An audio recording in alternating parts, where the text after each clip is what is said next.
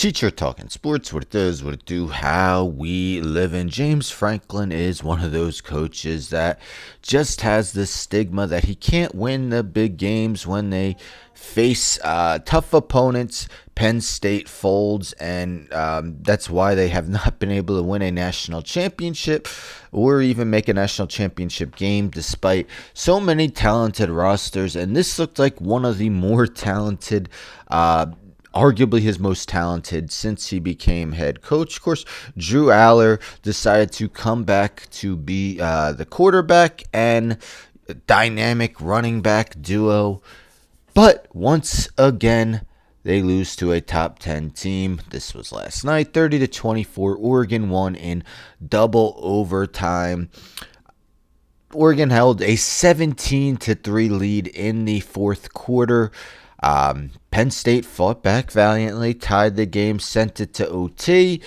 Drew Allar with a second overtime interception caused them to lose the game. And you see here, Ross caught a 35-yarder from Allar early in the fourth, but it wasn't enough to keep Penn State from falling to 4-21 against AP top 10 teams since James Franklin became coach. And I believe two of them were in last year's playoff. SMU and Boise State. I could be wrong about that. But Drew Allar, he's just... There's been a few quarterbacks who are not playing up to their expectations. Of course, the one that's been talked about ad nauseum is Arch Manning, but we also have Cade Klubnik, Garrett Nussmeier. Of course, LSU lost yesterday, too, to Ole Miss. But you see...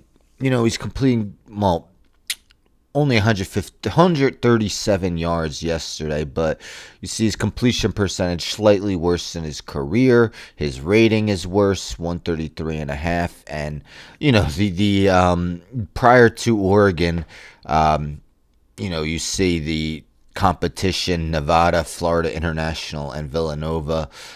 So you would think he would be able to put up some great numbers against those three, and he just didn't. You see 217, 200, 209. Of course, they were all blowout wins.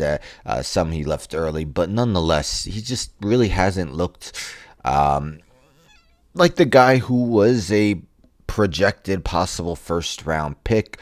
This was James Franklin after the game, hearing plenty of boos. Oops.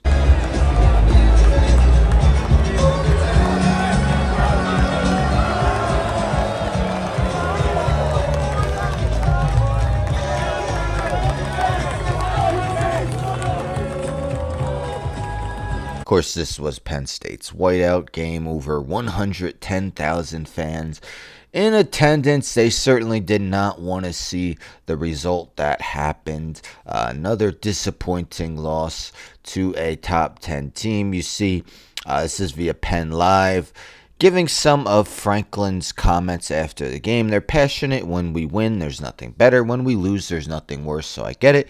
I get the frustration that comes with a fan base that is invested and cares. I get it. He also stated, I get that narrative talking about, as I mentioned, 4-21 record against top 10 teams.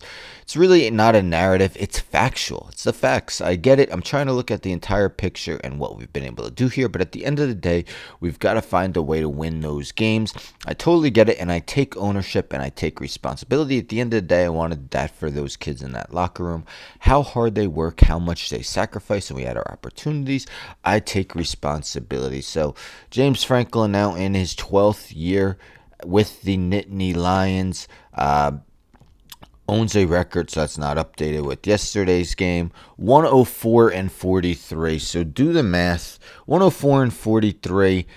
When he doesn't play a top 10 team, he is 122. So nearly half his losses with Penn State have come against top 10 teams. He's 5 times he's finished in the top 10 in the national rankings. Last year was his best, finished of 5th, but that's not first. They won a national title. They saw it with Joe Paterno. course, Paterno, lost some top 10 games as well, but definitely a narrative that James Franklin can't shake off. Not only that, I believe he's 4-17 combined against Michigan and Ohio State. I think 1-10 against Ohio State and 3-7 against Michigan. So, we'll say Penn State. Of course, one loss isn't going to knock them out of playoff contention. Two fairly easy games at UCLA versus Northwestern, then at Iowa, probably should win. Before November 1st, they go to Ohio State. Indiana might be a top 10 game as well when they play them. Right now they're ranked 11th, and they did beat Iowa, so possibly could move up, especially with Penn State, LSU, Florida State, and Georgia all losing. So Indiana could move up in the rankings. But big game, James. Well, that's James Worthy's nickname to me. Anyhow, don't forget to subscribe. Tell a friend, tell a friend, tell a friend to subscribe. Like the video, share the video, hit the bell for notifications. I'm out.